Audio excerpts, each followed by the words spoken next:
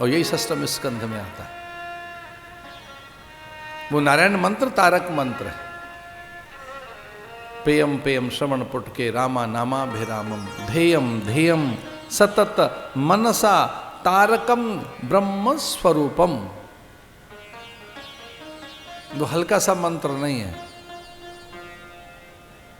कि अजामिल का तो तारण हो गया। अजामिल का तारण नहीं हुआ है, वो महात्माओं का संकल्प है, वो ऋषियों का संकल्प है, गुरु का संकल्प है कि उस दासी को, नर्तकी को वचन दिया था उन्होंने ना, और अजामिल को भी वचन दिया था कि तेरा इससे तारण होगा, तेरा इससे मंगल होगा।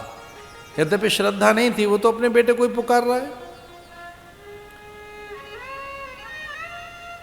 अजामिल ने जब नारायण नारायण नारायण कहा, अंत में जन्म जन्म मुनि यतन कराई, अंतराम कहे आवत नहीं।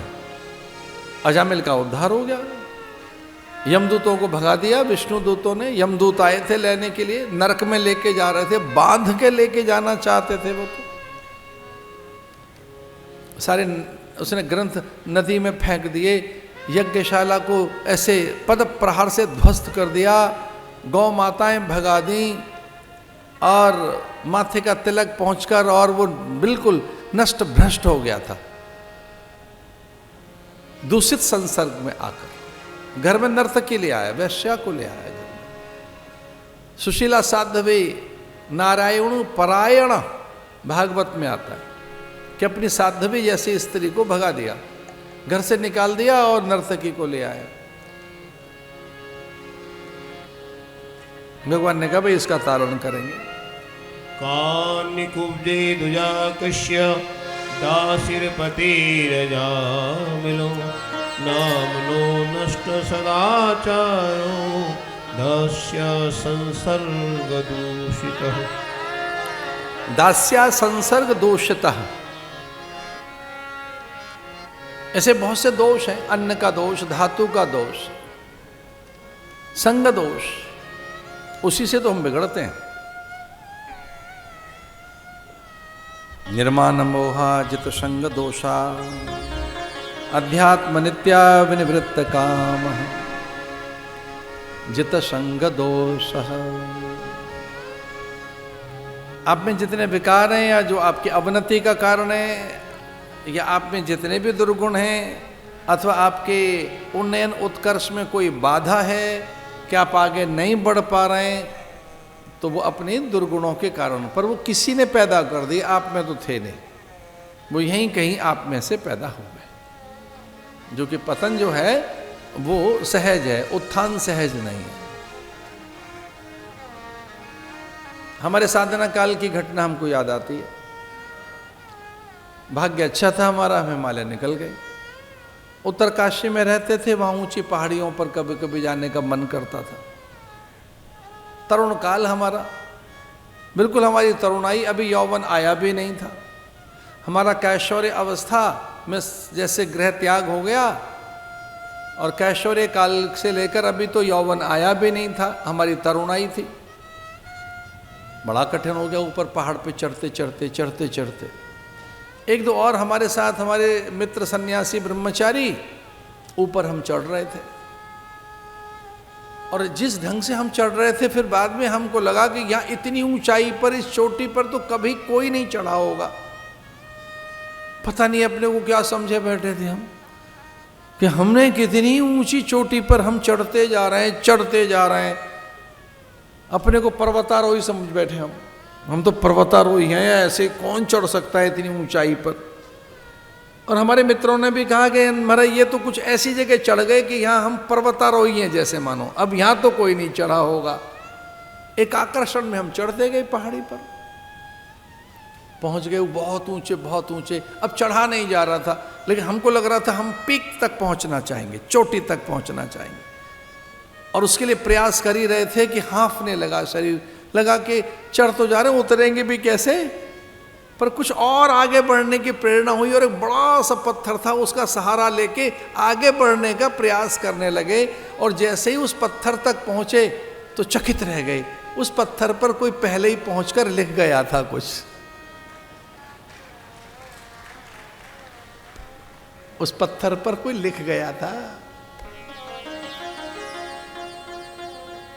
और इस तरह से वो पेंट जैसा कर गया था। पता है क्या लिखा था? ये आपको लग रहा है मैं कहानी सुना रहा हूं, पर मुझे रोमांचित करती है बात। उस पर लिखा था कि जीवन में उत्थान सहज नहीं है, पतन सहज है।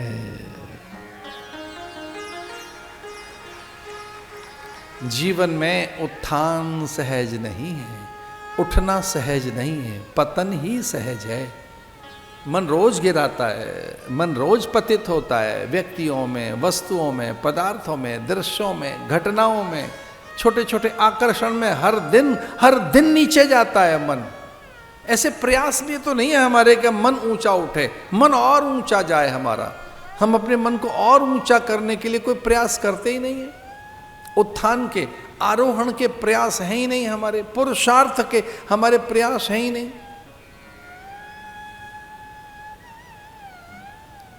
पतन सहज है, जीवन में पतन। और हमें तो कोई ऐसा मिला नहीं अभी तक जिसने कहा हमारा पतन के प्रयोग क्या क्या हो सकते हैं। हम पतित हों, भ्रष्ट हों, कौन सा मंत्र जपे? भैया रोज पतन है, उत्थान तो बहुत कठिन है। ये बड़ी अद्भुत कथा है, सुनने वाली कथा है। इसमें 3 संकल्प हैं, 3 लोगों के। उसके तारण करने के 3 लोगों के संकल्प हैं, तब अजामिल का तारण हुआ है। पहला संकल्प है लक्ष्मी जी का, दूसरा संकल्प है स्वयं नारायण का, और तीसरा संकल्प है संतों का।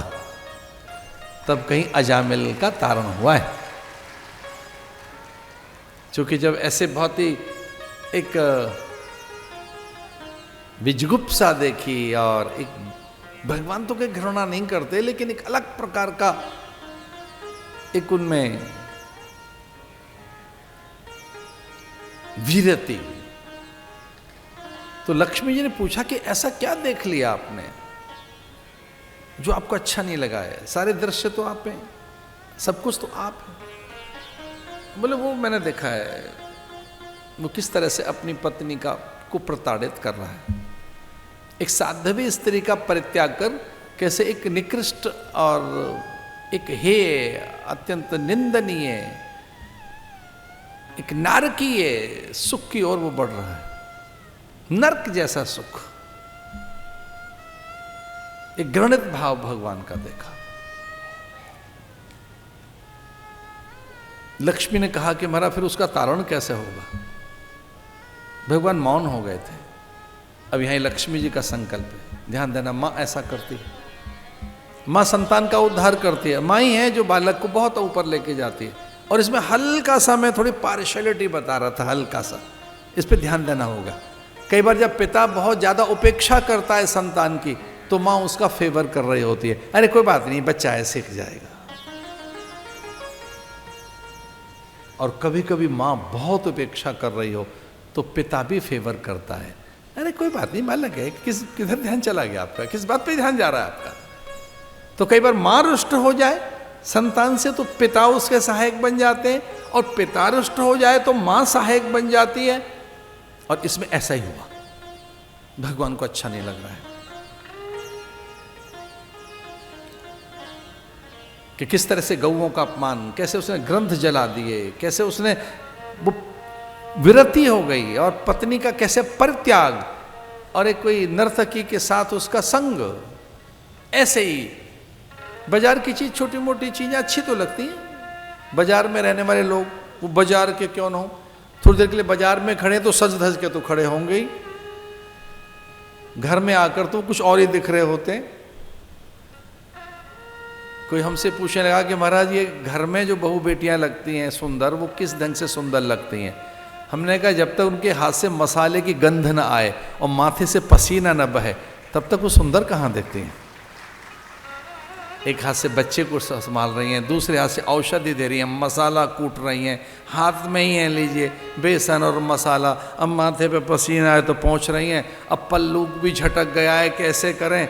आहा, क्या सौंदर्य है, वो कितनी अच्छी लगती है, तूने मसाला भी पीसना है, कि औषधि भी देनी है, कि भोजन भी बनाना है, बच्चे को भी खिलाना पिलाना है। दादाजी को अचानक अभी दवाई याद आई है, अतिथि भी आ गया है, नाचती हैं उस समय।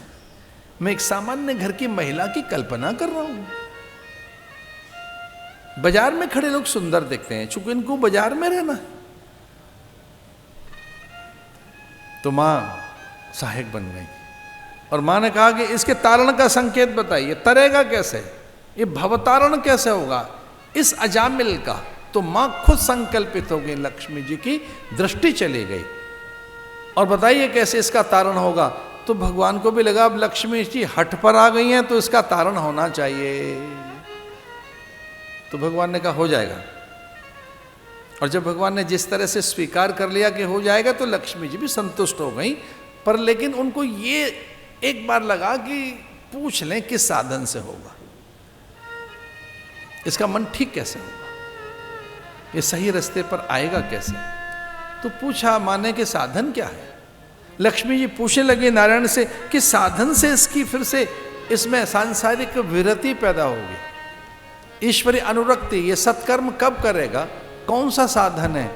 तो कितनी अच्छी बात कही भगवान नारायण ने कि जब इसके जीवन में संत आएंगे तो मेरी स्मृति अपने आप आ जाएगी,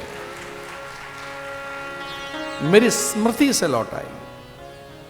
तो जब मैं किसी को अपने पास बुलाता हूं, मैं परमात्मा जब जीवात्मा को अपने से जोड़ता हूं तब उसके जीवन में महात्मा छोड़ देता हूं, उसके पीछे महात्मा लगा देता हूं। महात्मा अच्छे लगने लगते हैं, फिर अपने से लगने लगते हैं। महात्मा पहुंच गए द्वार पर, नारायण हरि। उस नर्तकी के द्वार पर महात्माओं ने भोजन भिक्षा की। वो समझ गए थे कि बस ऐसा ही है, तो बहुत नष्ट भ्रष्ट जीवन है इनका। महात्माओं ने कहा कि इनका कल्याण तभी संभव है